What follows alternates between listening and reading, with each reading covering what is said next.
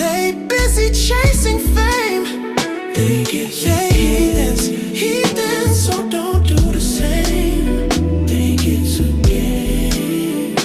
They think it's, that's what you are, heathen. Bruh. Think it's a game. Think it's a game. You are heathen. I hate to ask this question because it's embarrassing. How many of you who are African Americans, how many of you know the African city and country from which your ancestors were born? Not one hand went up. Not one hand went up. I asked this question of 500 whites.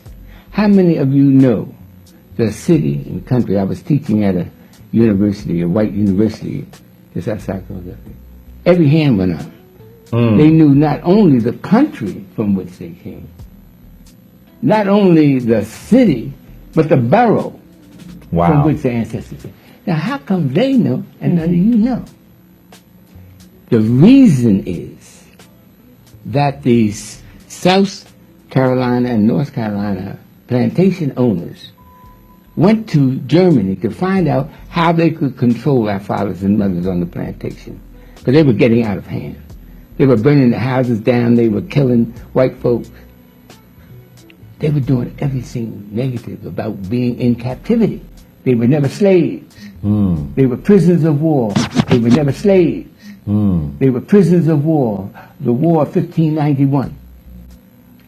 So what happened was they sought the advice of an expert in Songhai history. Now, his name was Johann Blumenbach, and he was the head of the Department of History at the University of Göttingen in Germany. And how many of you know this? I know you was taught this in college and everything, all you college folks. Well, when they sought his advice, they said, do they know that they're the Songhai people? So the plantation owners who traveled over there to seek his advice said, well, of course they know that they come from the great Songhai Empire. Well, that's your problem. You can't let them know that they came from greatness, from grandeur, from beauty, from sophistication. You'll never be able to control them. So the plantation owner said, well, how can we prevent it? I mean, the mothers and the fathers would tell the children, say, you came from Timbuktu and you came from the city of Jané and that's where we were born. And then the Europeans came over and invaded us in 1591 and marched us to the seas, to the waiting ship. Man, you can't allow them to teach that to their children. They said, well, how are you going to stop it? Here's how you do it. Here's why you don't know where you're from. Blumenbach said, what you do, as soon as a boatload arrives, take the babies out the mama's arms. Send the parents to a distant plantation and work them to death and raise the children to believe they came from a jungle. They won't know the difference. That's right. How would they know? That's right. Their parents are gone. Now, here's the difference between me and you. When they captured my grandmother, I'm not going through, you heard the beginning of the story. My grandfather was a lawyer and a sculptor in Benin City, Nigeria. And the English kept on coming over stealing his sculpture. Wow. Some of his sculpture ended up at the art museum in West Philadelphia, where they came to show it off because it was world-class sculpture. So have you been able to see this sculpture? Oh, sure. Wow. Yeah, I've got some in the book. But anyhow, what happened was his wife hassled him and said, don't fight the English when they come over. Just let them have the sculpture. I'm pregnant. And they'll kill you. Then I'll be a widow.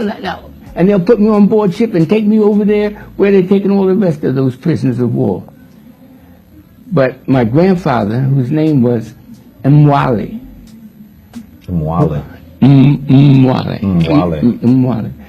said, I'm fighting them. I'm not going to let them steal my sculpture anymore. and he gathered some of his fellow sculptors, and they fought the English when they came over to steal. They was always stealing something, and they killed him, killed my grandfather, and put his wife, his pregnant wife, my great-great-great-grandmother on board the ship. And the ship was named Jesus, by the way. That's deep. Deep. I've been angry ever since. Well, at Jesus, I mean, not at Jesus, but and on the way over, the baby was born. Wow. All right, named Diane. She named Diane. Now, it was bound for South Carolina. How many of your ancestors came from South Carolina? Raise your hand. Oh, boy. A whole bunch of folks. They were bound for South Carolina. But in 1808, this was 1813, in 1808, a law was passed by Congress forbidding more importations of the Songhai people. We're the Songhai people. Right. See, Blumenbach said, don't allow them to even learn that they came from the Songhai Empire. Right. We're going to try to breed them here on this continent rather than continuing the cultural memory. They don't even let them learn the name Songhai. Because then they'll start investigating. Then take away their ability to read and write, pass laws against them learning to read and write. Then they can't learn anything about the Songhai Empire. They passed a law, 200 years, a law not allowing blacks to learn to read and write. Well, anyhow, in 1808, this law was passed forbidding any more importations of Songhai people. Now, nobody paid any attention to that law at all except one little group called abolitionists.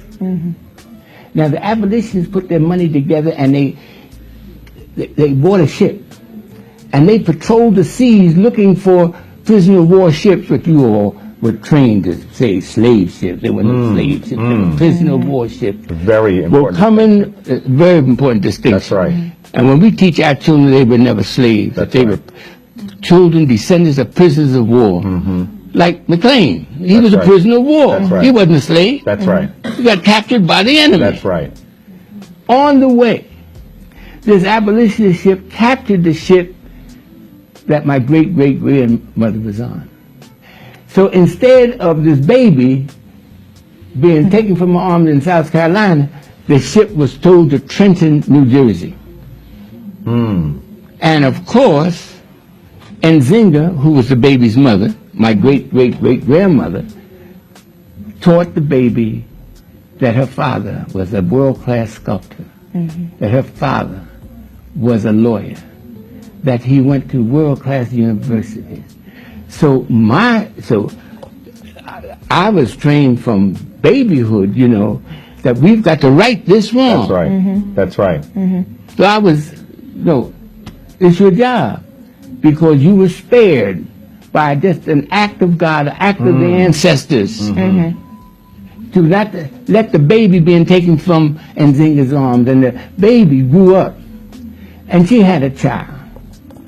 Her name is Mary Diane Thomas, and she was my great-grandmother, and she helped raise me. Wow. And so she told me the story when I was a kid, you see. So that's how I know where we're from. Wow. That's right.